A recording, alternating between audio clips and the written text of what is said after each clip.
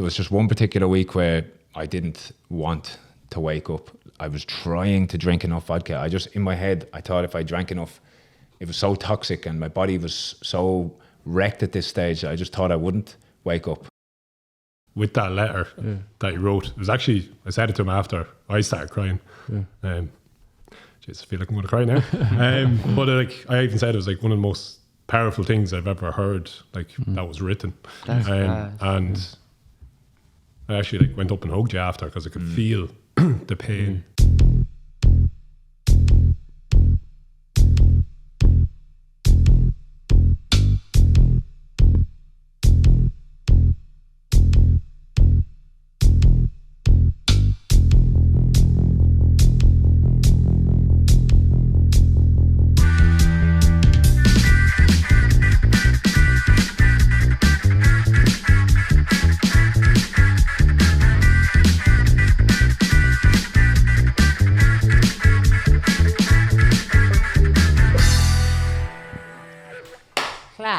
Love that part. That's the part it's always the worst part when we're doing it.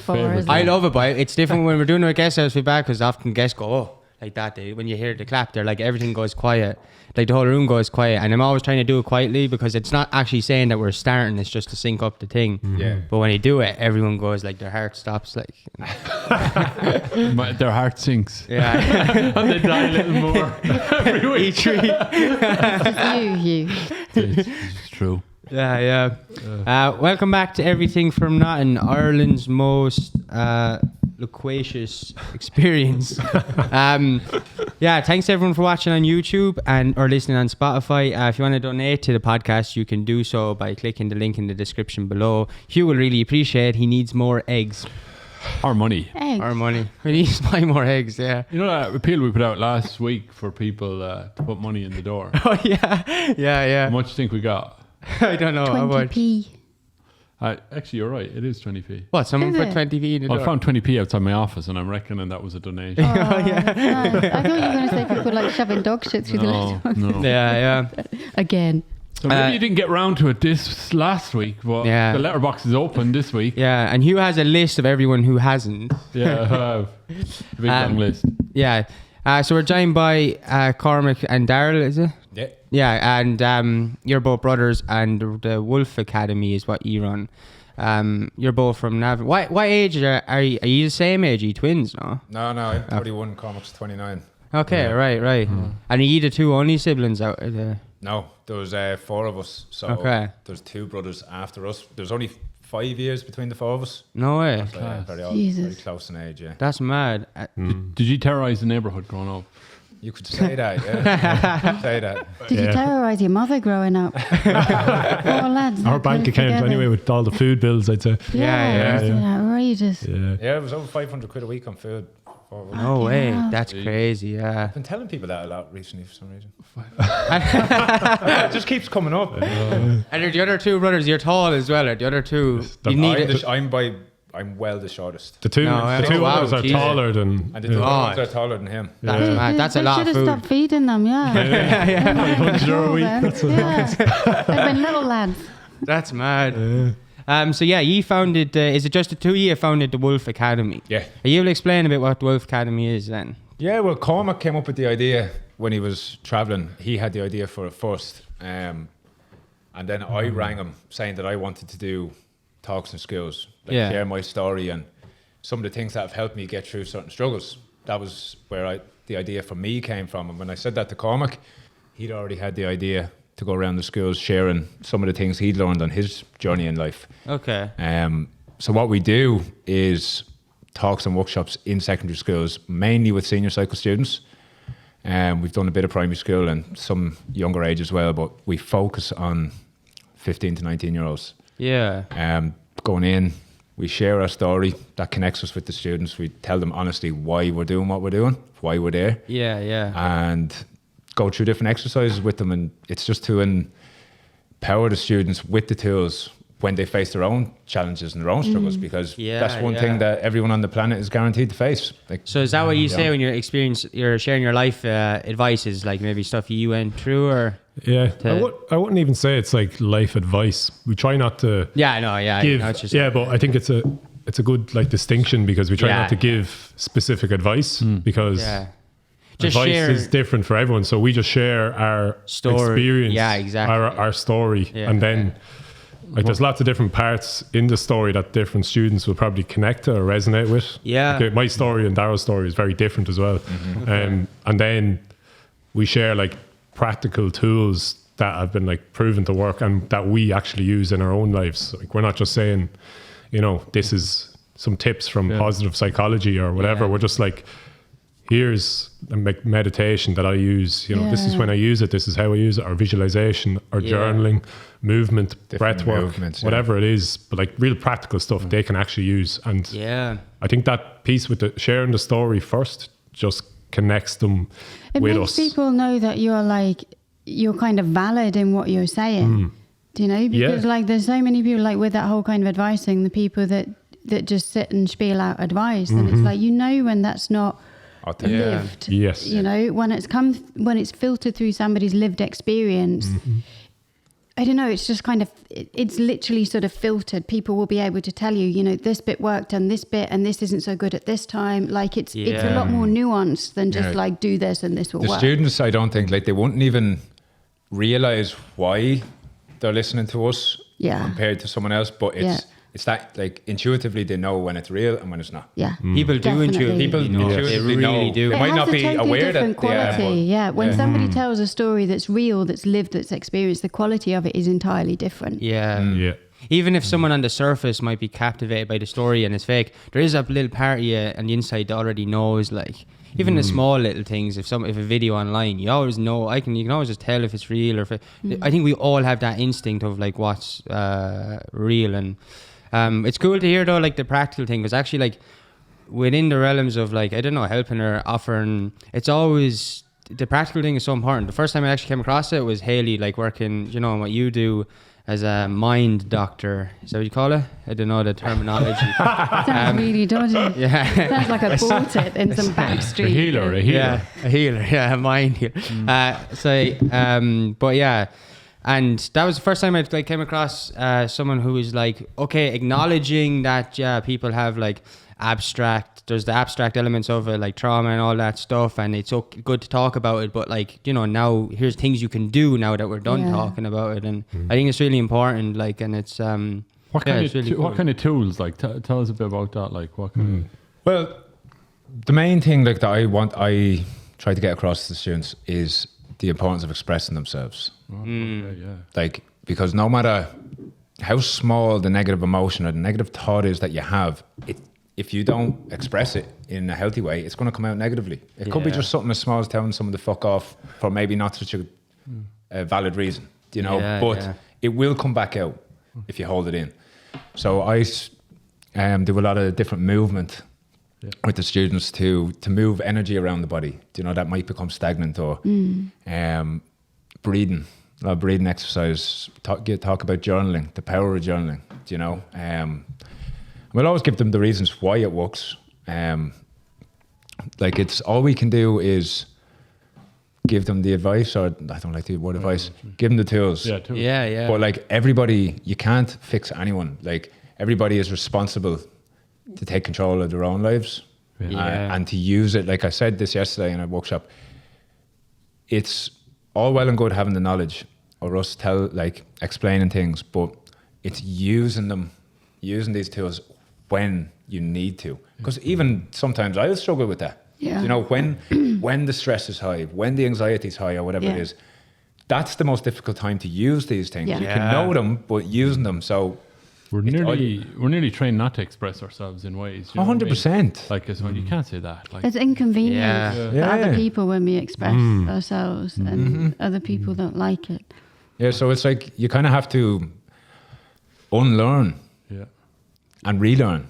It's like, because we're conditioned in such a way, especially in Ireland, to hold things in. Even like in your job and stuff like that. I remember, like, I started working in a shop when I was 12, and you you have to fuss around people and do this, and they might be treating you like dirt, and you can smile. And, you know, you want to kill them, like. You've turned all this. You're holding all that negativity in on yourself. And I even now I'd watch in restaurants and stuff how people treat people waiting on them. That's the craziest. I'm going, what? Yeah. You know, how can you stay listening to that all day? You know, it's kind of Lord of the Manor kind of stuff down on the person. I think it's a great way to like, if you want to see someone's real character, if you go for a meal with them and see not how they treat you, but how they treat the server. That's a good way. It's like, I did another thing then. I worked in McDonald's in Grafton Street, and out of boredom, I was out in the lobby cleaning up the paper, and I just saw people throwing stuff on the ground for me to pick up. You know?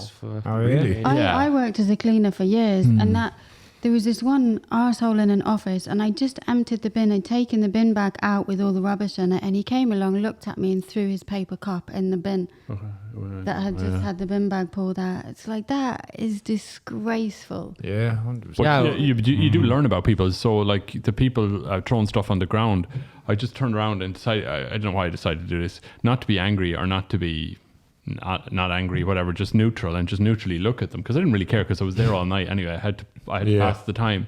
And it's funny, if you're kind of neutral with them, the crowd kind of turns on them. Do you know what I mean? They turn on themselves as well. Yeah, they do. They shop each other, like, but it's all these mind games. And I learned that as well growing up, like, because growing up, like, we'd play, so always like fighting and stuff. I even learned that young, that like the times where you'd not react positively and not even just try and take the high ground or get angry, like neither, like you just like stare at them, and it's like all of a sudden you're not even doing this like negative, you're just like reflecting back the moment and giving them the space to see how they're doing right now. And I think that can, but I would have liked to do what 100% what you said there.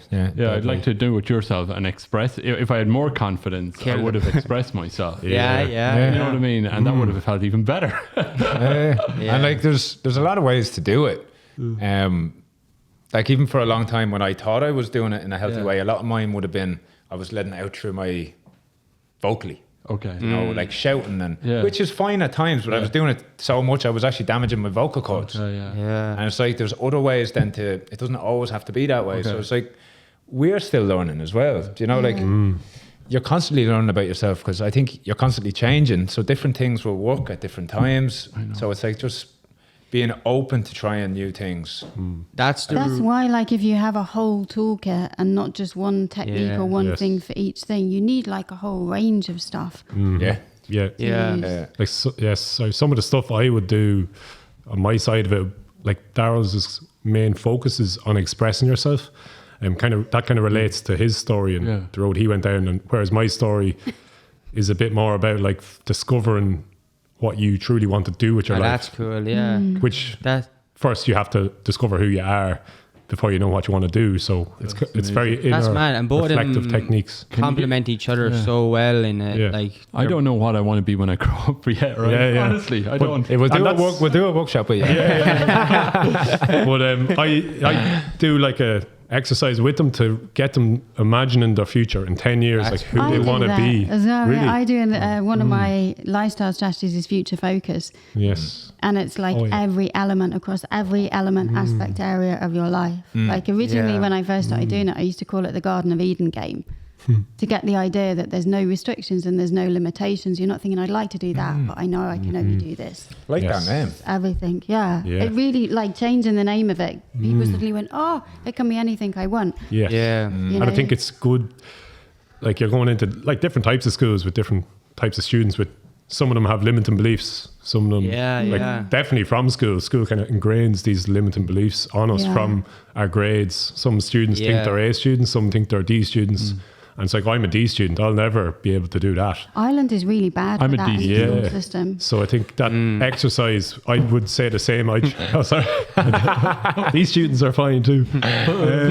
But I was at no grade. So same. NG students. Never attempted. But I think it's like getting them to just open their minds and like, you can do anything you want in 10 years time. You can become anybody. You can achieve anything you want. And it's like your thing, your purpose, like what you connect with may well lie far outside of the school system. It's not just all around that. So getting people to explore every aspect of their life is really important. Because that's where you really see your strengths, like, spread out and not just put in this one place. I would have never like obviously I'm not a doctor or do what you do, but I'd like a lot of friends and stuff, or just even, it mightn't even be friends, but people that just ended up in conversations where they might be a bit down and stuff like that, and it's something I always try and get to figure out, because they might be like down in like life as a whole, so that's always where knowing what you want to do comes in. So I always try and figure that out with them, and it's always so interesting to ask them like when I'm like, just if you could like leave all limitations aside for a second and just imagine that like what would be your dream job if you never heard it? And sometimes they can do it, but I find it mad when people can't even do it as an imaginal practice. It's like really hard for them they think what you talking about, like they can't even conceive, and that's like I think the extent of it is in Ireland. But so why I think I noticed that when it does work though and it helps them is that it's sort of like reverse like engineering. Even we were just talking about like the camera setup, we were talking about like looking at a different camera setup and saying, well, in our heads we just imagine the best thing possible and then figure out how to make it work, rather than like trying to just work down up. You can also like just picture it in your head and then say, well, how do we do that? And I think you can do that in life, like if you, I don't know, 100%. Yes. So like set your goal, your big goal. Yeah. Then you can break it down into the steps, all the way down to the definitely. daily task. Yeah, to the And now then you're that at. takes that overwhelmingness away from it. Yeah. Do you know, it's like, okay, I need to just get up to them today and do this and this and this. And what I will always say to the students is the importance of a healthy morning routine. Yeah. Because So if you have these daily tasks that you want to complete every day to get to these big goals, Yeah. you need energy, focus, motivation to do that. So then there's little steps you can take that are so overlooked, like hydration, light exposure, movement, all these different things that are, I think, so overlooked because they're so simple.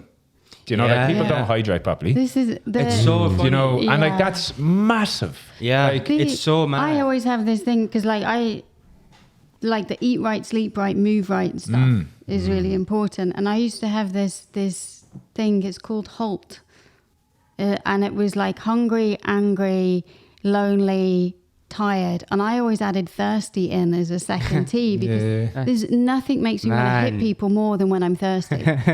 Like you just Because our bodies totally can't overlook function. it. Yeah. Our body, like our brains can't function. Though, Yeah. like there's a drink that we drink called I've called it Flamingo Juice, and it has pink Himalayan salt in it, 3 grams, bit of lemon. But the reason for the salt, because when we hydrate ourselves with water alone, It dilutes the salt. but having the salt in there is replacing, if you have that first thing in the morning, you're replacing all the minerals that your body has used to sleep the night before. Okay, really? I didn't So know that, no, most people wouldn't. Yeah. And it's not a big deal. It's not been told, but it's like, That's even mad. just that, having that in the morning, Yeah. like it's like giving your body a little gift. And what's first it thing. taste like? That's class. It tastes all right, but like if you know how good it is for you, Yeah, exactly. I for me anyway, personally, if I know how good something is for me, I don't care. I am like that. So, like, Yeah. if it's only a few seconds, I just knock it back Yeah. away. Yeah. You know, And after a while as well, I know as well, it's like we were saying, if it's, I like the stuff that I wouldn't like taste of, but I would. I've always found that when that, like there's like this weird thing, that stuff, some of that stuff, like I actually love the taste now when I hated it before. It's Yes. almost like your body knows how good it is, that now it like loves it, even the taste. Like, totally agree. I've been doing this detox for the past few days, and there's a drink in it that is coconut water, orange juice, half a tablespoon of fresh ginger, and half a teaspoon to 1 teaspoon of cayenne pepper. mad. Cayenne pepper. Yeah, it takes your fucking head off. Like literally, I feel like little ants are running up and down across my frontal sinuses. I'm like that from it, but it's amazing. And that's if you're doing the detox, are you just drinking only that all day? No, so that's something that you'd have in the morning and the evening. It's Okay. only like a little shot like that. Yeah, like it's just yeah. like 2 fluid ounces of the liquids and stuff. But it's like firewater. But the first time I had it, I was like, I'm actually going to puke. Like there's no way I can do this. Now I love it. That's mad. Because you know what it's doing for you. You can start to feel what it's doing Yeah. for you. So it doesn't matter. I started looking at it as well as like, oh god, I probably shouldn't. But you know the way like people would do certain substances, but like we used to before, back in the day. And I stopped doing all that. Which substances? Honey. And but I stopped doing all that, and I started to notice that I was able. I know it sounds mad. I'd go to parties and just I would take a load of spirulina, and I would know, and I would find that I was actually like having the best crack, having the most amount of energy. And there's like all this stuff I started looking into. So I started treating it as, well, if people are winning, because some of my friends who used to maybe do substances would tell me that they won't drink spirulina because of the taste. You know, and they're drinking like vodka and whiskey and all this other stuff. And I'm like, I don't know. I find it so mad that people, I don't know how. There's a friend of mine, people have these weird kind of standards, double standards. I have a friend of mine who was on heroin, basically. And he was like, I remember sitting him in day, we started talking about mushroom soup one day. And he was like, he was going, you wouldn't drink that shit out of a can, would you? And I said, what? I said, yeah, why? He goes, oh man, you want to be making out proper mushrooms. He said, you don't know what's in that shit. This guy does heroin. But he was really animated about me drinking mushroom soup that comes like out of a package. You've got to stay healthy to take the heroin. I was very similar. I was in a very heavy alcohol and drug addiction for years. Yeah. But I was also on the other side of it. You never crossed over to canned soup, though, did you?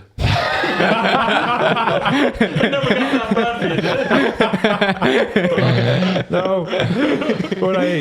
But like I was so into fitness then at the same time. Lovely. So it was like my body's. I wouldn't eat like.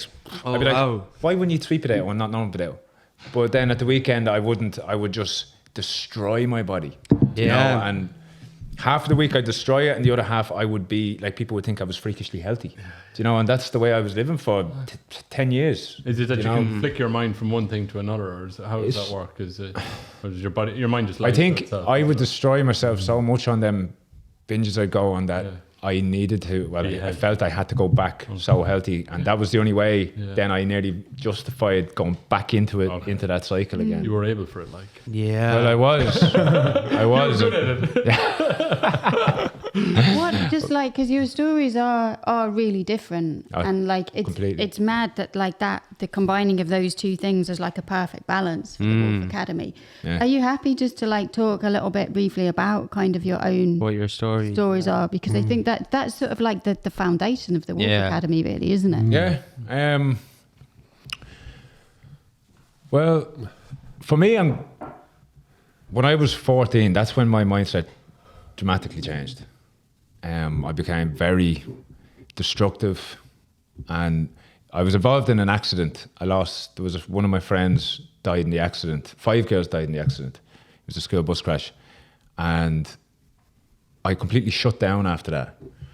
And I just didn't want to feel any of the negative emotions I was feeling, and I felt very guilty that I was alive as well. This sense of guilt. But I didn't want to complain about it. I didn't want to say anything because I thought I would look ungrateful, so I said nothing. And a year later then I just started drinking, loved what it did for me. I felt I could act happy, and I didn't have to look at that other side of me, or, well, myself, basically. It was the only side. And I got a very big fondness for it, and I just binged every weekend the whole way through school. Started getting in a lot of trouble due to that, and parents booked me a one-way flight out of the country after I finished school and went to Australia. To Australia, as far as they could fly you. Yeah. Oh, and was there, what was over there? Was it like their family, or? I had one auntie who I stayed with for a couple of months, and then I moved off by myself. But so I ended up 3 years later running back out of that country. You know, I got myself in so much trouble over there. And that's what it was. I was bound. I went back to Ireland and went to England then. Went to London for 5 years. And I got into a very bad routine there. At this stage, like I was heavily, like I sniffed a lot of cocaine as well. It was hand in hand. It was both of them. And I just got into such a hole over there that I ended up. I actually remember one of my friends over there. She found me outside a train station in Brighton, and she said to me that day, she's like, if you don't change something about the way you're living, you're either going to end up in hospital, prison, or dead. Yeah. And 3 weeks after that, 2 of those things happened. Well. I remember. Was it hospital and dead? I've arisen again. But I was in England at one stage. I was on the way to the airport. And my next memory, I woke up in a hospital. So I presumed I was in England, but I was actually in Beaumont in Dublin. Oh, wow. I didn't even know like I'd left England, you know, and I was attached to all these tubes and freaking out. And then a couple of weeks later, I ended up in prison. What? So just like at the specifics of getting into hospital, was it like from coke or is it? No, in hospital. Like how? Yeah, what happened that you ended up the specific? Like, I got onto the plane and then I was passed out. Like they couldn't wake me up off the plane when we landed in Dublin. And what was it? What had caused that? Just I had been drinking for 8-9 days. Oh wow, yeah. Non-stop, and it was always just raw vodka. That's all I ever drank. So it was when I was bad, it was like oblivion. Yeah, you know, I didn't know who I was, kind of thing. Yeah. And I actually signed myself into a treatment centre then in Newry up north. After that, when I got back to Ireland, left after 2 weeks, went straight to the off licence, and I was in prison in Northern Ireland within 8 hours. Oh wow. Ended up assaulting 2 cops up there. I was out of control. Yeah. And then when I got out of there, I had to go straight to another treatment centre in Republic of Ireland where I spent 3 months. But I didn't. I was going in just trying to prove everything to my family or friends, or like trying to show everyone else that I was doing something. I still wasn't thinking about how I felt about the situation myself. So when I came back out, I went straight back into that routine of work, gym, party all weekend. Yeah. And then it very quickly became just me spending up to a week in the room by myself. I didn't want to be around anyone. I wanted to wallow in my own misery by myself. I didn't want anyone to see it. And I was just in this cycle that I couldn't get out of. Yeah. I'd get myself right after, like I'd always go to the point where my body just couldn't handle it anymore. And then I'd get myself feeling good again and I'd be back into it within 4 days. Yeah. And there was just one particular week where I didn't want to wake up. I was trying to drink enough vodka. I just, in my head, I thought if I drank enough, it was so toxic and my body was so wrecked at this stage, I just thought I wouldn't wake up. But I kept waking up, and there was one particular incident where I ended up driving to a recycling centre when I couldn't get any alcohol and going through the bins and drinking everything that I could find, because I was like, in my head, I realised that people would always leave a little bit in a bottle or a can or a bottle of wine. There's always that little half a mouthful. So I, like, if I can drink enough of them, it will silence the shit going on in my head. And that particular week, my body did start shutting down. There was over a day where I actually couldn't get to the bathroom because I couldn't use my legs, and I couldn't speak. I was trying to ring people, and I had lost the power of speech completely. And it was around that time, because I didn't feel like I had more than 24 hours. Yeah. My body was just that fucked. And that's when I actually wanted to do something. Yeah. When you thought you had 24 hours, what were you thinking? Like, I was like, I don't want to die here. Okay. I don't want to die in this room. And I texted my mother, and she came up, because I wasn't able to look after myself that stage, as in go get food or anything. So I knew if I didn't ask for some help, I was not going to move. Where were you? Yeah. I was living in a room in Clondalkin in Dublin own, like by myself, yeah. And what, you were able to text and shit? And like, I could just about send a text message, because trying to hold the phone was next to impossible, because my nervous system was completely shutting down.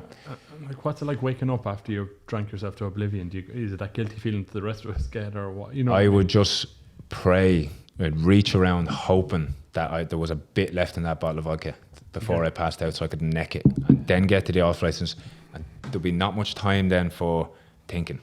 Okay. There's the thinking part I couldn't deal with. That's why I ended up going to the recycling centre that time, because there was no vodka left and the off license. And you know the thinking is starting to come. Is that the problem, or why do you need that extra vodka? Is it just because once I'm in that cycle, I get out of your head, to get out of my head, get out of my body. I can't. The horrible thoughts and the fear. It's at that point I didn't even know what it was. It was just I could not sit with myself. Okay, yeah. At that point, there was no. And it gets harder the longer it's prolonged. There was at that point. That's why when I went into treatment that time, I texted my mother. She came up. I obviously didn't have much of a relationship with her at the time, but luckily I sent that message that day. Yeah. Because if I hadn't have, I probably wouldn't be here. And she came up. I went back into treatment for 3 months, but this time I was on my hands and knees. Did not want to go back there. I just knew I couldn't go back there now. And I remember when I was in there, I was very overwhelmed by how long is it going to be before I feel good, because this bucket of guilt and shame I've been filling since I was 14 is now a mountain of shit you know, because there's a lot of stuff happened in them years, you know, and I remember somebody said to me, because I was so overwhelmed, and I was like, how long is this going to be before I even feel good? And someone said, just talk, because your body, like somewhere deep down inside you, you don't know on a conscious level what it is, but somewhere deep inside you, it knows what needs to come out. So just start talking and see what flows. So I did. At the first session with the counsellor, I was walking back to the room in the treatment centre, and I felt like a weight was lifted off my shoulders. And I just realised then, I was like, it's not about getting rid of everything or dealing with all the issues in one go, because that's impossible. It was just, that was the first time I had a little bit of control, or I felt I had taken a bit of control in my life for the first time ever. And that was what gave me relief. I just kept doing that then, and learning different things, like, because for when that anxiety and that stress and those thoughts come up, because that still happens. You know, that still happens, and that's a survival mechanism that's built, ingrained into us as humans, and it's just knowing how to deal with it and sit with it and learn and grow from the mistakes, because I actually do view them now, even when things at times are really hard and I'm like, why is this happening now, or why am I thinking this way? Even just there coming up to New Year's, like Christmas was rough mentally for me this year, and it had a purpose, you know, and it was just sitting with that, because it was, Christmas just gone was probably the first time in 2.5 years that I had such urges to distract myself in that way. You know, they were strong and they were there, and I was like, why are they here? And I kind of realized then, because I knew that they would maybe come back at some point, but I just had to sit there. And I thought that by sitting and observing, you wouldn't feel them, but you do. Yeah, like, you still feel all that shit. In that shit, it is fucking mad. You're just sitting there, and it's, the feelings, it's all the same, but you just actually have to sit with it. I think that reinforces you. The more you feel it, the more you go through it. I think so. If you can sit and accept it. What I ended up doing was going to Loch Crew Cairns, where Santiago, who was here before, lives, and on New Year's Eve, and spent the night sitting in one of the cairns. We went up there and spent over 12 hours, sat there for the whole night. Under the stairs on New Year's Eve. In silence, in the dark.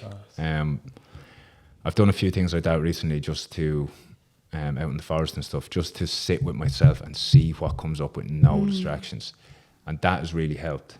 You know, I got a lot of peace doing that on New Year's, and it kind of washed away everything that had been there over Christmas, and I definitely have a different strength because of that, because it's like I got through that now. You know, that inner silence is it's absolutely phenomenal. Like you just sit in just this space, and it's like nothing is there. Like I don't know. It's transformative. Like it seems to just transform your molecules or something like that. 100%. It's rewiring little neural pathways, and for me anyway, it's just that silence, that space. You know, I went and spent 3 days, 3 nights in a forest by myself back last year, and with no food or no phone or no watch or no books or nothing. Just sat in the forest for 3 days to see what would come up, because I know that I had this urge to do it, and I'm just not ignoring them urges anymore. Brilliant.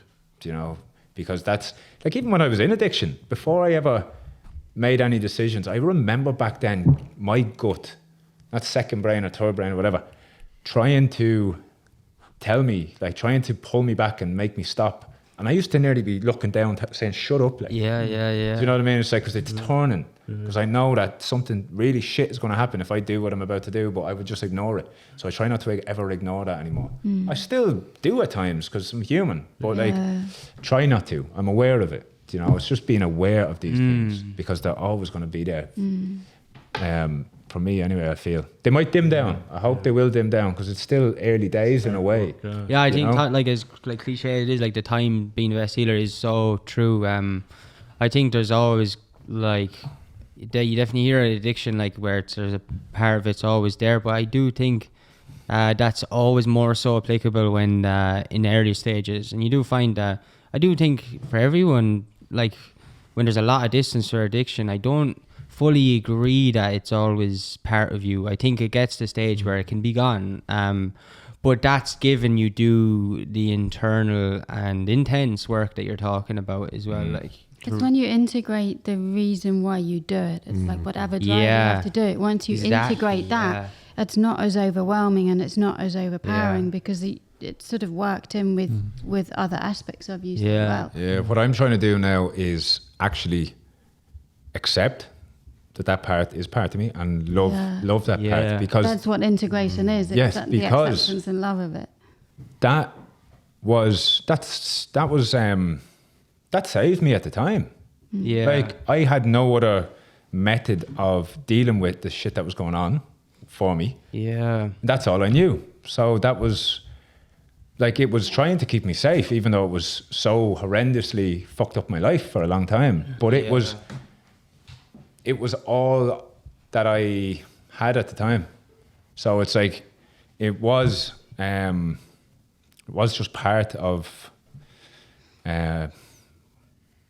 me, and I just need to accept it and love that part and not try to fight it, you know, because I wrote something recently and I read it to Cormac, and it was, I signed it Your Addiction, but then somebody said, why don't you just sign it Daryl? Do you know, because I was like, yours since, like, love from your addiction. That's why I said it, forever and always your addiction. But it's not, that's separating it from me. Yeah. Do you know, it's like, why don't you just sign it Daryl? It was Santiago who said, why don't you sign it Daryl? That's mad. Yeah. That's class. When you separate something out, then it puts you at its mercy. It's like you can be a victim of it. That thing can do stuff to you that you can't control. Oh, that's my addiction. Oh, that's okay. That's my depression. That's my anxiety. Exactly. You but need when to, it's part of you can change it. Yeah, 100%. And I think with that letter that he wrote, it was actually, I said it to him after I started crying. Jeez, I feel like I'm going to cry now. But like, I even said it was like one of the most powerful things I've ever heard, like that was written. And I actually like went up and hugged you after, because I could feel the pain that he went through. Like, felt I could understand it better after hearing the letter. But if you actually changed it to yours sincerely, love Daryl, just changes the whole meaning of the letter. That was Santiago that was here. So I think that's actually, now that I think of it, that's very powerful. Yeah. What about in your story then? It's completely different again, isn't it? Even though your brother is like very different, I suppose. I was the classic overachiever of the family. Maybe a few of us were. I only found out recently that's like a thing. So I'm like, Daryl's older than me, so I'm second out of four, and I was always like very focused on like doing well in school. Like, I actually got on grand in school, went to Trinity after finishing school and studied business and IT, got a job in Accenture, which was like a really good job at the time to get. And I always had this vision of myself. I remember even when I was young, I had this vision of myself working in this big company. And I got that job in the big company. That's mad. Soulless company. Yeah. I don't know where that came from. That's mad. What age were you when you had that? Like, I don't know. Was it? Can you remember if? Because I know you're talking. Do you remember if it was like a dream or just like a vision? I suppose. I'd say it was like maybe early days of secondary school. I don't know where. I must have just saw that as like a symbol of success or something somewhere. Basically I got into the job. I was only in there a couple of weeks and I already was like, fuck, I hate this. My soul appears to be out of me. I actually remember, I think I wrote like a poem in my first week. Wow. I write a lot of poetry now. I don't know how it took me so long to actually start writing properly, but I think as soon as I got into the job, I was just like, I do not want to be here. I was just distracting myself with other things. But it was like my logical brain, I was so logical, like the whole, like, you know, business, maths, that kind of stuff.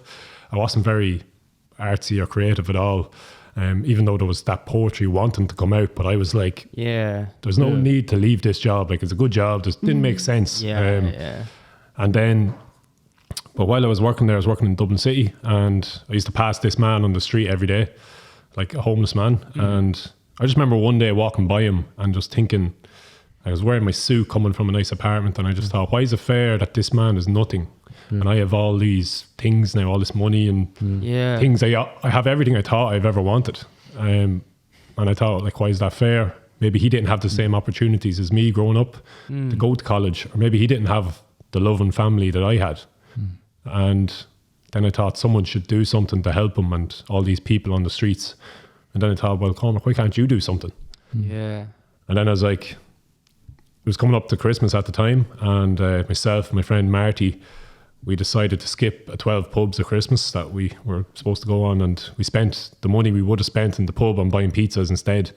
And we just went around Dublin City for the day and just sat down with people on the streets and just chatted to them and asked them how they were and shared some pizza with them. We met like over 20 people that day. Wow. That's mad. And actually something I don't know if I've ever said it publicly or anything, but that was like that day I went home to my apartment, and I went down to go to the shop, and I remember there was this woman we met that day. She just really stuck in my head. And I was going down to the shop to get something like food. And as I was going down, I just broke down crying at the bottom of the stairs and just sat there. And I think it was the first time I cried in like 8 or 9 years. I couldn't remember the last, like a proper cry. Like I couldn't remember.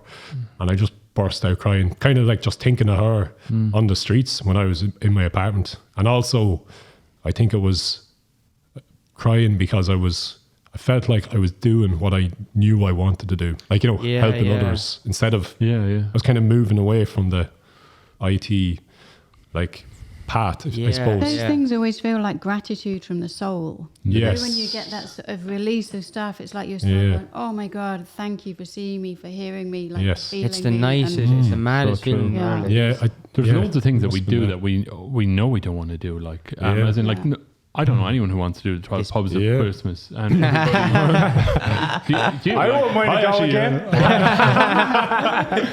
I used to enjoy it. Did you enjoy it? I did enjoy it. I hated it. I used to work in a job in Dublin as well. The job I thought I wanted, I hated it. It's all depending who you're with, I guess. It is. I think, probably is a bit of that. But that whole corporate thing, man. You're all watching what you say, you watch what you do. I remember going in and my manager asked me like, oh, what did you do for the weekend? And I'm just like, I am not telling you what I was doing the weekend. And it's like, oh, nothing. So I just felt I had to like be this other person. Like you're always on show and you have to like, everyone's just bullshitting each other really, and there's no real conversation. And actually something that really hit me on when chatting to people on the streets was they were so real and honest, and it was just like they did not hide anything. If they're on heroin, they just said it. They just told you their life story. Like we were just strangers. Me and Marty lose by that point. If you're living on the street, like and I think fair game. And then but after that, actually, we started doing it every week because I got such fulfillment from that that I wanted to do it every week. So we set up every Sunday on Grafton Street. We had a table and we got on to Domino's and Apache. They sponsored us for free pizzas every week. Wow. We got like donations from like different companies and for food and stuff like that. And we got loads of people down. We had live music most of the time, just to try and create like a nice social atmosphere for people on the streets. And I used to just look forward to those Sunday nights just for that real conversation with people. And then I'd be going into work Monday to Friday, like literally just not wanting to be there. It was like I was living these two lives. How did you get out of the job? Took me 2 years to quit. Did it? Yeah. It just, for different reasons, I was like, it doesn't make sense now. There was never a right time. There is never a right time to quit. Because it's always you stay in it because of comfortability, and you're never going to find a window where it's not uncomfortable to leave. Yes. It's always going to be uncomfortable. It's easy money. But it's not easy money. No. But it is easy money. At the cost you're for the last year of the job, in fairness, I was literally just working on Pizza Sunday Club stuff when I was in work. Brilliant. Like I was doing everything for, like, that's all I cared about. I didn't give a shit about the work. So but then it got to the point where I was going in every day and it literally felt like Groundhog Day. I used to have to clock in and like clock out, so you had to do your hours, and it felt like I was in prison in some sense. I was like, I have to be here till 6 o'clock. Right. It's like I cannot leave. I was just like, that's crazy. I used to look out the window and just imagine like being free outside. Like I know it sounds a bit exaggerated. No. I actually used to have visions of just jumping out, like running at the big glass window. I actually climbed out the window in my last job. I used to to avoid staff kind of coming to me. I actually opened the window and climbed out and went that way to my car because I was like, I can't. I used to stand up on the windowsill at work. I had nothing to do at work. I was getting paid and I had nothing to do. Either did anyone else in my office have anything to do. And I used to stand up. I was so angry. I used to stand on the windowsill and smoke out the window. And they used to call me Ben Dunn. When's Ben Dunn going? I'm going to jump, like, you know. It was so bad. And I actually did what you did. I kept asking them for something to do. It was all pretend. It was like I was working for the council, right? And it was all pretend work. And it was like, oh, I just can't do this anymore. So I started working on private work. And my boss came in and said, you can't do that on our time. And I said, until you find me something to do, I am doing this. I said, I'm going mad here. I'm actually losing my mind. So he just left me alone. But I think, I realized I finally did quit anyway, because it was actually a very quick decision. I read an article on the Monday. I used to always want to quit on a Monday because it was after having a good weekend or whatever. Yeah. And then I read this article and it just said something about like the person you want to become is affected by your environment or whatever. So it's like you cannot become the person you need to be in the wrong environment. And I was just like, that's good. What am I doing in this environment with these people talking about all they want is to get to the weekend and hating, 100%. Thank God it's Friday, all that shit. I was like, I don't want to be here listening to that negativity. I was like, I'll never be who I want to be in this environment. So I was like, I have to quit. Wow. So then I actually wrote my notice. Didn't tell anyone I was quitting, because I was like, if I tell my mother, she's going to talk me out of it. Like they were like, my parents obviously weren't very happy, but I just handed it in the next morning. Like, I think I told maybe my housemate, maybe one person, but I was like, I don't want to tell too many people, because it didn't make any logical sense, but I just knew it was right. How did it feel when you handed it over and freedom? And then did you just jump up on the table and then I realized, my manager was like, oh, you're always welcome back if you ever want to come back. Cool, and I was just like, there's literally no risk here. I was like, that's so funny. That's such a good point. Like, I think as well, movies, it's all this, like, as I said, getting up at your table and it's over and you're severing your ties and burning your bridges. But like a lot of the time, it's not even like that. And there's no need to burn it. Like, I was like, never coming back anyway. But I was like, for anyone that's like worried about quitting the job, it's a really nice offer to have. Like, it's a really valuable thing. It's like you can go having that trampoline under that wire, like, because you're going to walk safety net. Yeah, safety. Yeah. Like, you can go off and try it. Like, the thing was, I didn't know what I was going to do, and I think a lot of people are like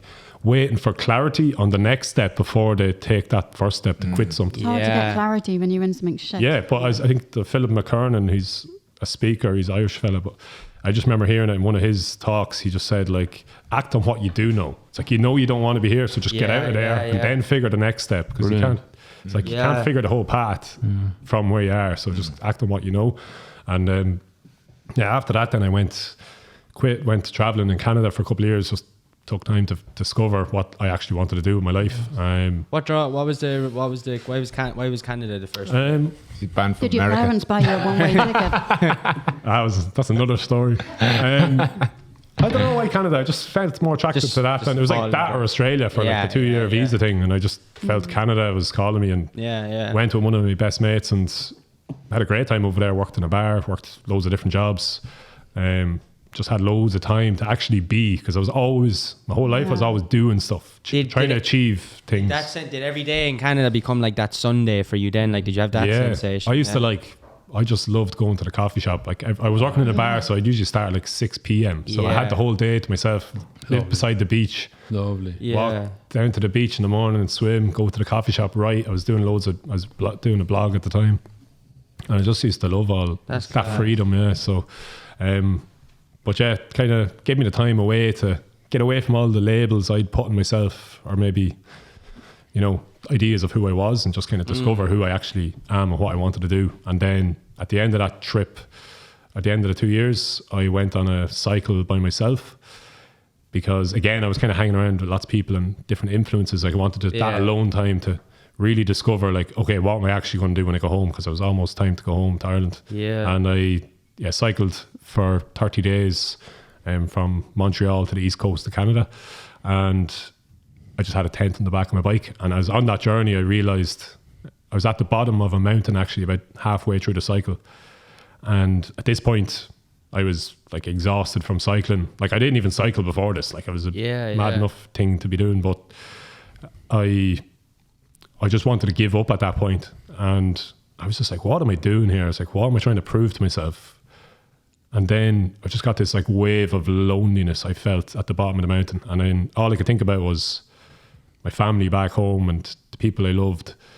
And I'd actually had a relationship that kind of broke down before I went traveling. And the reason it broke down was because I couldn't love myself enough to allow someone else to love me. And I realized what I wanted to see was that girl again, but what I really was looking for was my love for myself, like, and who I am. Yeah. And I knew that this journey was like part of that. It's like me following my own path instead of always just doing what the lads are doing or following everyone else. It's like you're carving your own path. And I just knew I realized that love was the thing that was always driving me.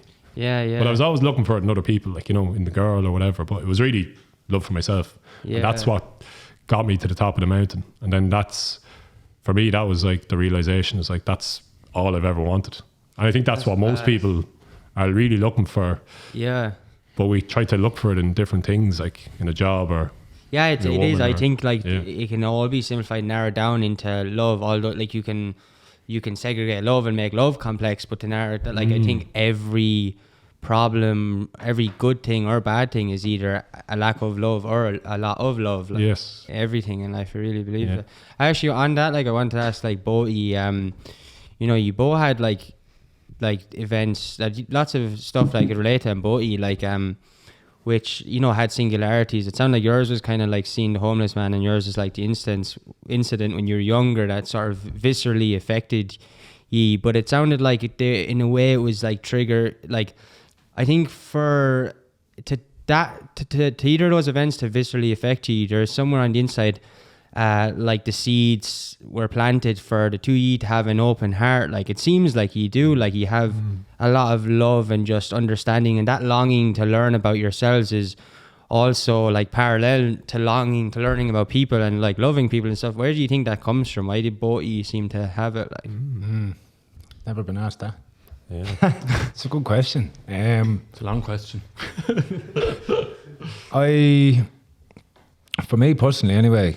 I've always had a lot of, even though people wouldn't have seen it, I've always had a lot of compassion and empathy for people. Yeah. It used to actually drag me down a bit. Do you know, like? Yeah. I used to dwell on people that were more unfortunate than me, maybe, in terms of what they had, or like, for example, this is an example. When I was working in London, I was always working on the sites, and I would see the older men that had come from Albania or Romania or wherever it was, come over there and be shouted at by like young Irish foremen or young English foremen, and like the empathy I used to have for that, because I knew that they had to leave their country where maybe they had some dignity, and here they are now. And that's just an example. Like I would nearly, like I'd be sitting at home thinking of their faces, because they obviously looked like they just didn't want to be alive. And like I've always been like that with different people and different things. It did used to drag me down a bit. Now it's not so much, but like I just have a lot of compassion for people. I don't know where it comes from, but with like a family or anything, like would it be anything like with growing up, or because it is interesting. I think like I noticed that like because some like a lot of people won't have those realizations and stuff like that, and often that's to do with sort of how much they have, their heart has been closed, where it's like not that they're even bad people, that they don't realize that, it's just you can't see what you can't see. Like if you can only see a certain amount. Do you know what I think? I actually think that everybody has that in them. Yeah, exactly. I think everybody has it in them, but conditioning and different things that happen in life close it off. Yeah. And if you start doing the type of work we do in looking into ourselves, discovering things, letting go of past conditionings, that kind of thing, that just starts opening up naturally. And I actually do, like everyone's true nature, say, is like that. It's just love. I agree. And then it's all the shit that happens. Yeah. It like hardens the heart. Yeah.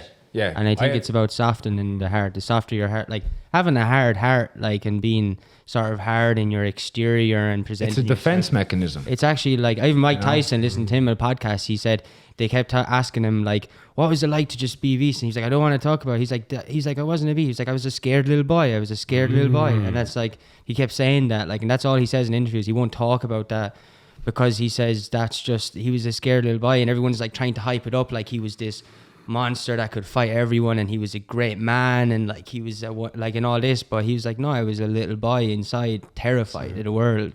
Because our bodies want to keep us like safe, so they put up all these defenses as things happen in life, and then that's who you end up thinking you are. Yeah.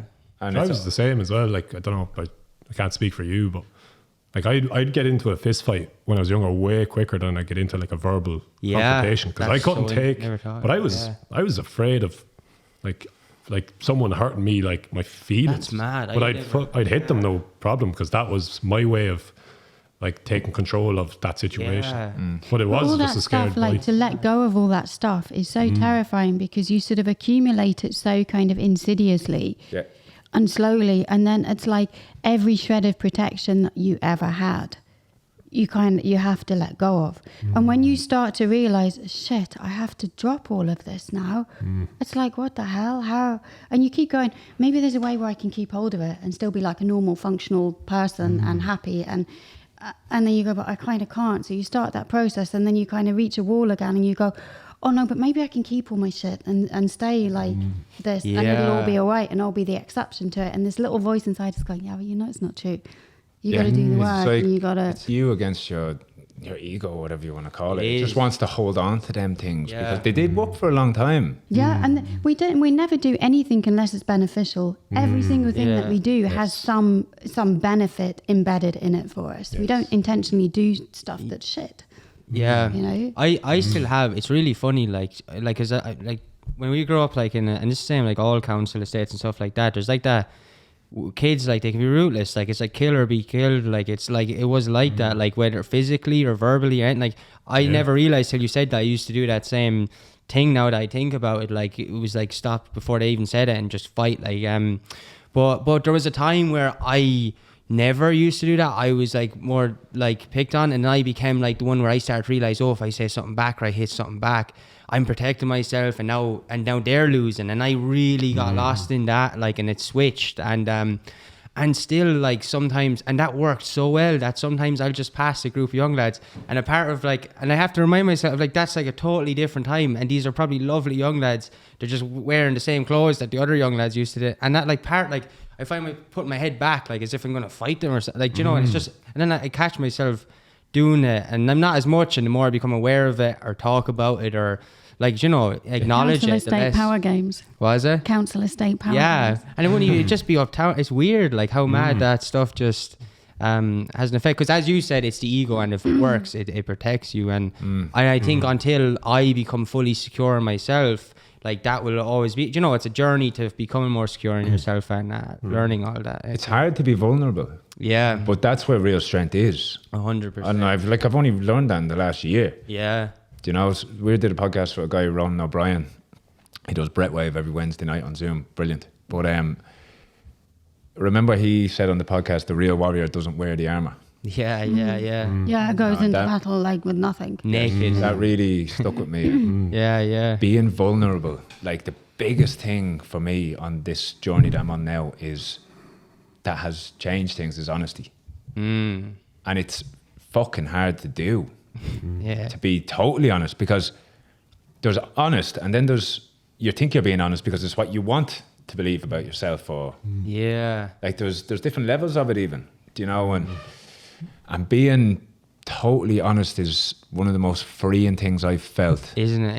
Yeah. And like there's still certain things I struggle with, you know, because I want to believe something else, you know, but if you can really sit there and ask yourself and be honest with yourself, because I couldn't even be honest with myself in my own head. You know, I wouldn't even say it to myself, never mind say it to someone else. But if you can even say it to yourself first, and then there is a great power in saying things to other people. Yeah, definitely. You know, saying it out loud to someone else, so someone else hears. Because then it's like you're making a reality when a second perspective makes it real. Like I was just thinking of it. Sorry, of the men's circles there. Like we do men's circles down the woods beside us with a couple of other lads. We kind of set it up, and I feel like that's my place, just to be so just like honest as I can. Even when it's coming around, like that's what it's there for, like to just share honestly. And let go of anything that's maybe on your mind. And even when the talking stick or whatever is coming around, your ego's like, what am I going to say? What am I going to say? And then every time you get it, you're just like, just speak from the heart, like let it out. And you just feel. Do you surprise yourself for what you say? Like, sometimes you're like, it's usually like, well, I wasn't planning on saying this, because you're speaking from the heart. It just comes out. Speak from the heart. What needs to come out comes out. Yes. If you speak from the head, it's not what needs to come out. I don't like everyone else can feel when you're being honest, and you can feel. Yeah. And it's just, I don't think you can actually describe, like, especially those first few we did, the power that I felt in those circles. Especially coming out of it, you just feel. Do you learn so things light. about yourself from just the stuff that comes out without you thinking? Like, and from what comes out from other people, because that's what people realize at them things. It's like everyone's facing a lot of the same stuff. Yeah. Do you know, it's like, but then someone's like, oh my God, I can't believe it. Do you know, it's like, it's just because it's not spoken about. And fair enough, we're not in a society where that's normalized. Yeah. So that's why you create these spaces. Yeah. If people It's want like to take that there's step. only so many lessons, but there's so many different ways of experiencing and learning those lessons. Yeah. I do like keeping that stuff in is the root of mental and physical illness. Yes. Like and when you physically don't too, express that, like everything sits inside you, and it messes with your structure, and it messes with your internal flow and stuff, and it creates mental and physical illnesses. Yeah, it's mad. are schools scary to go into? Like, I would imagine that's quite daunting. Yeah, that's interesting. No, I don't find it. I like it. Really? Yeah. Even right from the start, like, No, at the start, I was terrified. the first time I did it, the first talk we did, it was a very big lesson in stepping outside your comfort zone, I suppose. Okay. When was it? When did you go in and do the That first was course? March 2020. Okay. What was it like? It was the day before this lockdown. Oh, grand. That's mad. And I wanted to do anything but that. Yes. I was even thinking, I was like, why am I doing this? Like, just get a fucking job where you don't have to talk. Yeah. So what are you doing? Yeah, Do you know, like heart going. about that. Yeah. My little thing is I can't stop yawning when I'm nervous. Okay. So like I'm just yawning, like, and sitting in the back of the car yawning there, waiting to go in. That's And Can you stop? Can you stop noticing that you're yawning? Could you learn? That would be because I think it doesn't happen as much anymore because now I Okay, just breathe. Yeah. Do you know, Yeah, now yeah, because I'm getting a lot better at using these different things when I need to. Because back then I was still struggling to use some of the tools when they were necessary. Yeah. You know, but now, like after stepping outside of that comfort zone, that one time, anything that we're doing, even when we started the podcast that we do, because we've done a lot of different things since then that you are stepping outside your comfort zone, but none of them are anyway as hard as that first time because I did it and like survived it obviously, and it was nothing. There was nothing scary really about it. Yeah, yeah. You know, and it's because some people really, they ask us as well, how do you step outside? Like there's no trick to it. It's just it is going to be do it. uncomfortable. Yeah. And I think it's about acknowledging that yeah. and embracing the uncomfortable. Accept it. Yeah, yeah. You know, it's like your body releases that adrenaline and cortisol maybe in them situations because I think sometimes when your ego knows that you're about to do something that's going to take it out of its comfort zone and maybe benefit you, it tries to hold you back. Definitely, yeah. You know, it tries to hold you back because Why does it do that? I just because It doesn't want to change. it doesn't want to change. I feel like Well, it just wants you to keep in that safe Yeah. way because that's what it's used to. Especially if it's tried it before and it got hurt. Yeah. So like if it's tried to do things before and then it's experienced, then it's like, oh, then the more that happens, the harder.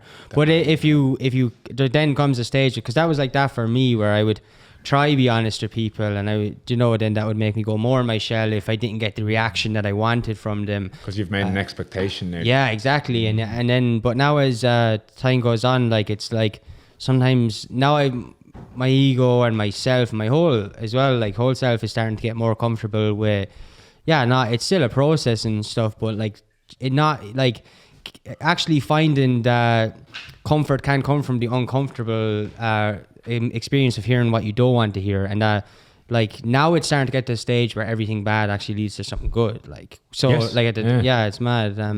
Whereas before, and it still gets in like this sometimes in this process, where it would instantly something bad would happen, my brain would go, "That's completely awful. I'm going to shell in now, and that was a horrible experience, and I'm never going to look at it again."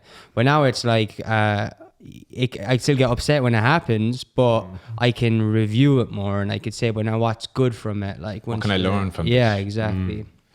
But back to what you were saying about going into the schools, yeah, it's very enjoyable now, and getting the feedback from the students, seeing like really starting to notice the difference even with 16-year-olds, 17-year-olds, 18-year-olds. Like there are such a brilliant age group to work with, aren't they? Yeah, and there's Like such difference in each.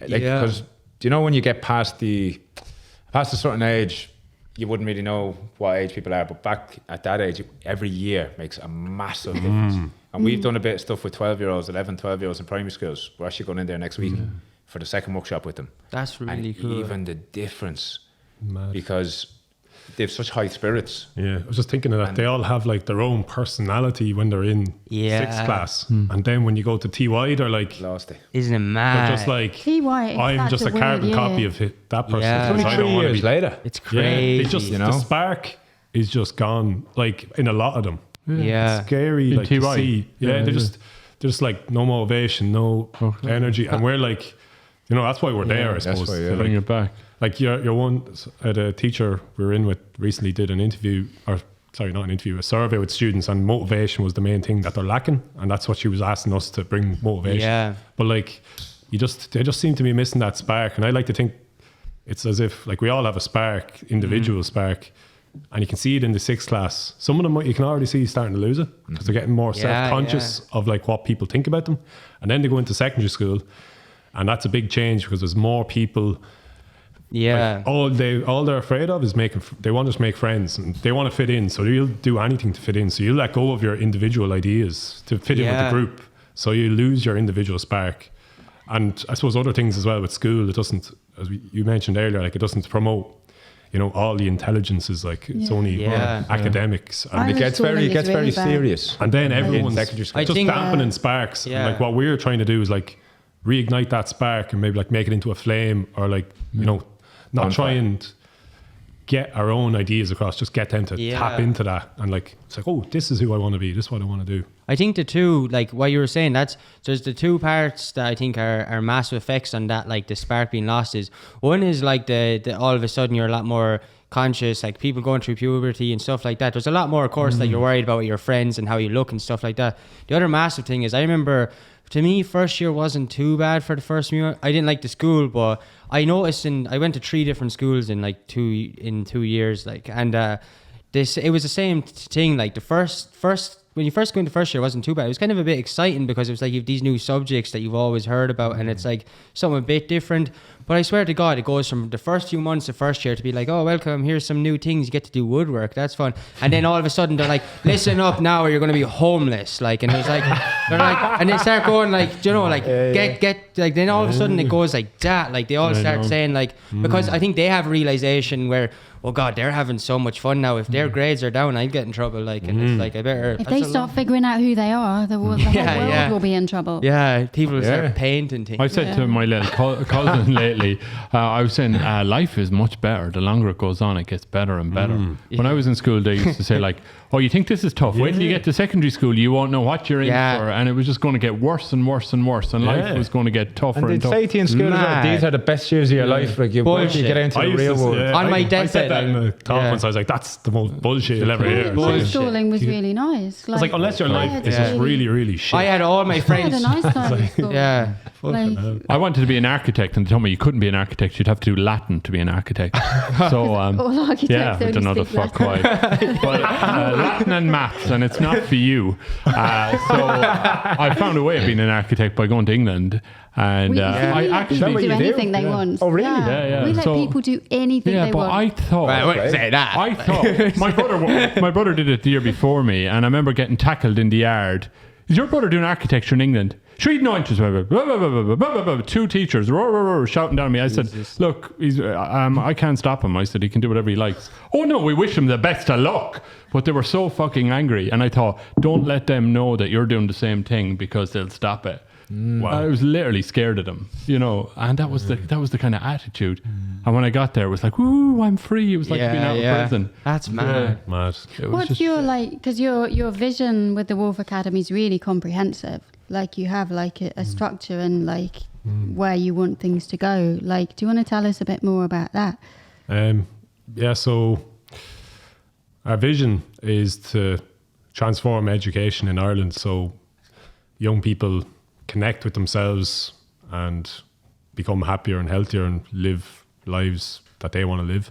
And how we plan to do that is what we're doing now, currently going into schools with our talks, workshops. We have online programs as well, which are like good after we leave, because, you know, one workshop's not going to change your life. It's the implementation of the things. So that's what the programs are for. Yeah. And measurement and all that. Yeah. Well, we've kind of like a two-pronged approach. So we're going into the schools to, you know, meet the students where they are. And we also want to create our own academy, like a physical place really good. Where young people can come after they finish secondary school and they can come there and like discover who they are, what they want to do.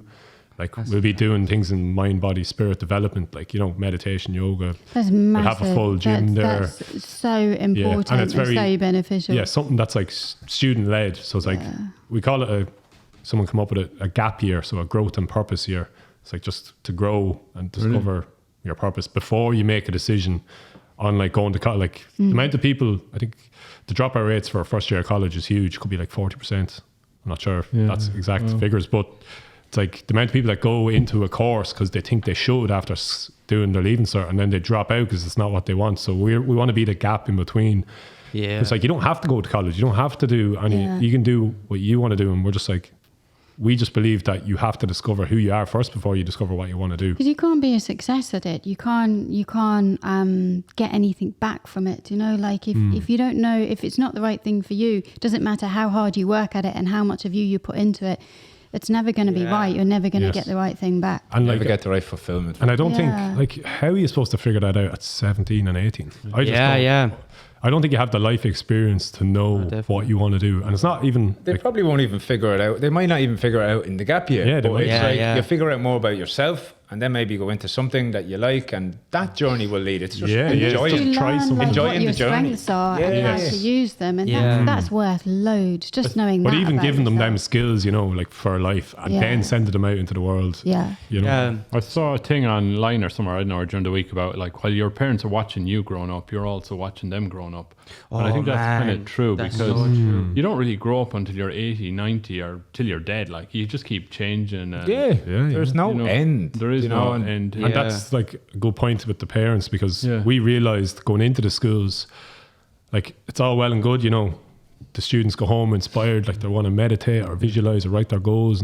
But if the parents aren't on board, then like there's a disconnect. So we're looking into now, we want to do like retreats and stuff with like parents and students together to kind of get that reconnection back. You have to work with parents as well. Yes. Like in child and adolescent psychiatry, you know, you get nowhere if you just work with one side of the equation. Yeah.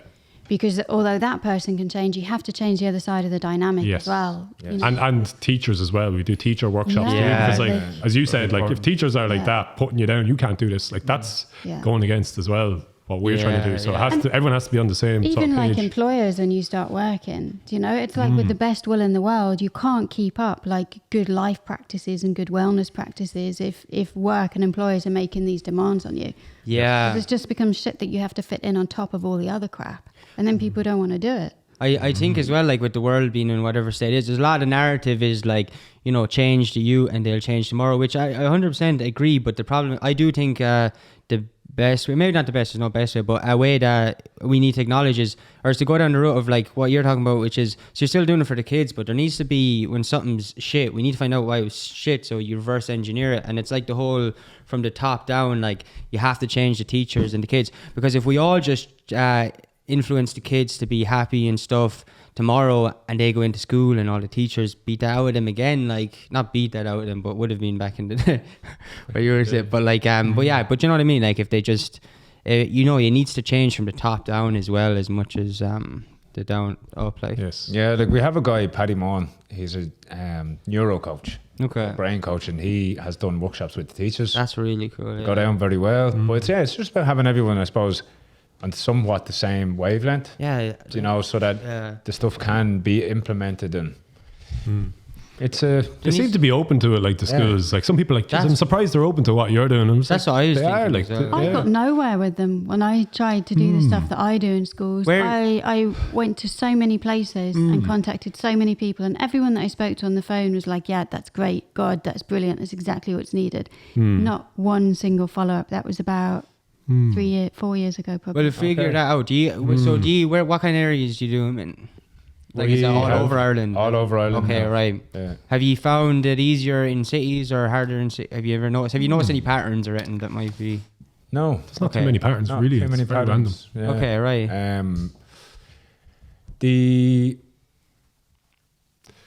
No, I'm not going to get into that now.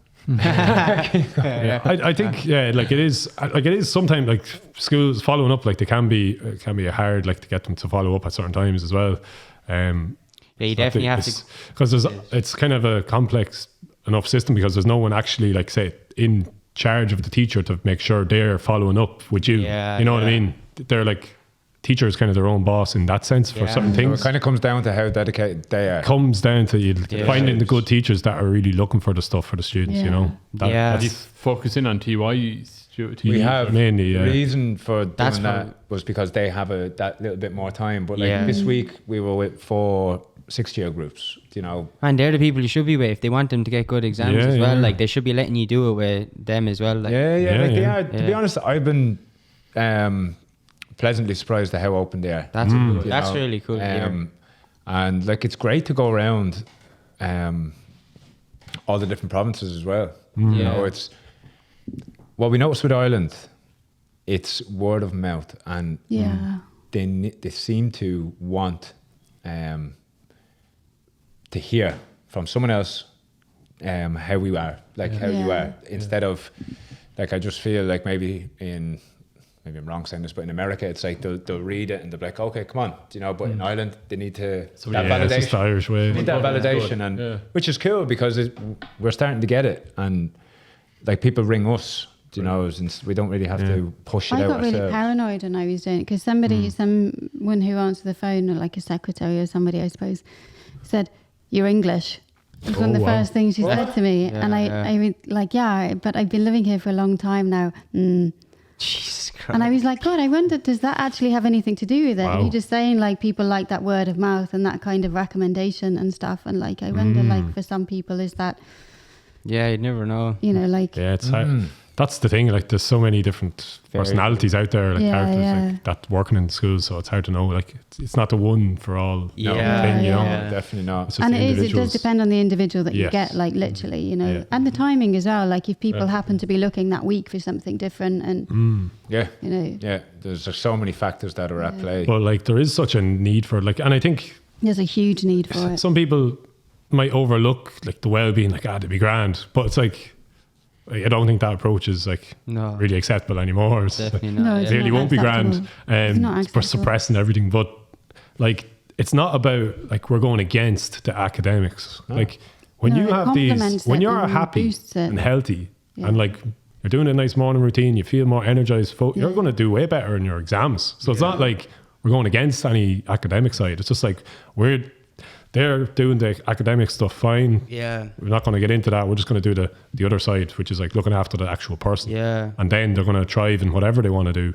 So I think it's not about like, oh, we don't need that. It's like, well, definitely do need it. Like, it's made, like, the kids will be much nicer in the classroom as well. Like, I'd much rather work with a group of kids that are like interactive and kind of more tolerant and you know, empathic and stuff like That's that. the thing about this stuff. If one student finds themselves doing some of the practices we've given them and they're happier throughout the day, that's going to impact their friends in the classroom, which will impact how the class goes. It will impact their family at home. The ripple effect of everything. So it's like just one person doing that, it has a bigger reach than just them. And another thing we make sure to do in the class is like get them into little small sharing circles. So they're sharing with each other their goals. That's cool. And like, there was actually, we're in a boys' school in Finglas there yesterday. And it was so funny just to kind of like hear the lads just in front of me, like sharing their goals for 10 years. Like, you know, one of the lads, like, you know, like proper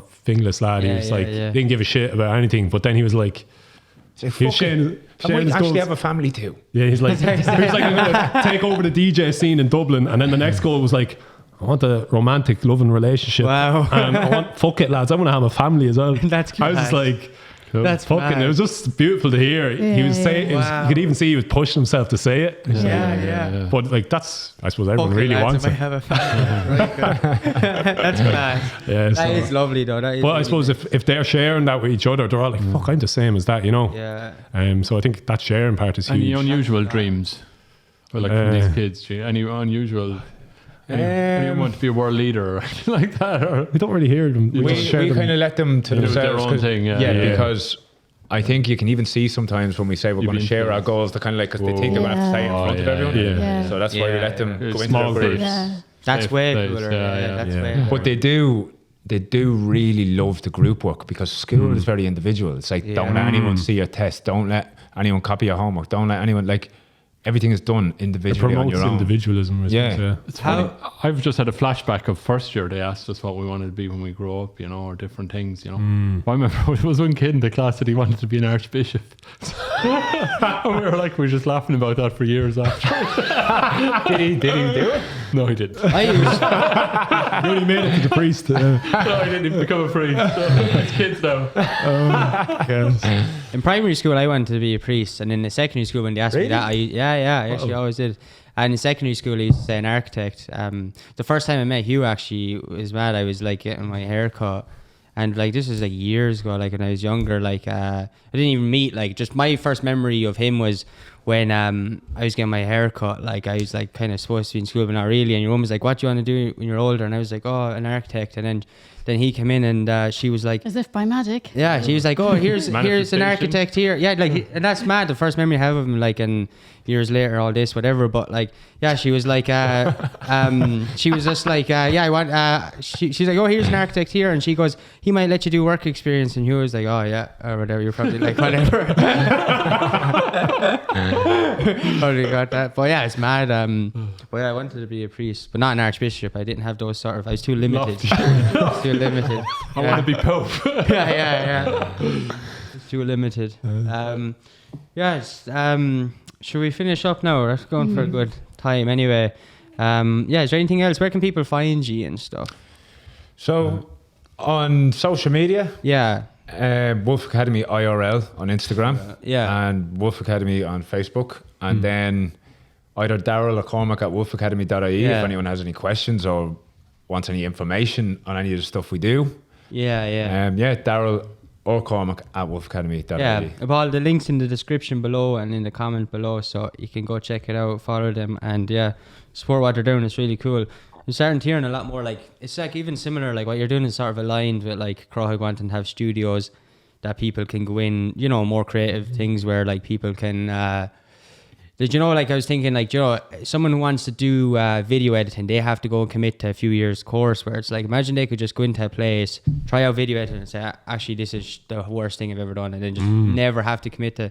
But yeah, so what I'm saying anyway is cool that like there's a lot of stuff that's aligning now. Like there's a lot of projects like sort of starting in small areas around Ireland, and it's really cool to start seeing it happening. It's very promising for a new Ireland and a new world of better stuff where people are happier. I don't know, maybe. We'll do, I think as well, it's about the difference is now is like all those projects working together. Anyway, thanks everyone for watching on YouTube. Did you have a blast, guys? Other hosts? Yeah. Do you have anything else to say to the folks at home? I want to know if I want to have a go at video editing, where do I go? Yeah. Over there. Brendan will swap seats with you. Brendan, give me a go, Yeah. I like it. You can go to the Crowhog studio in 2023. In the square. Cool. Thanks everyone for watching on YouTube and listening on Spotify. See you next week. Bye. Bye.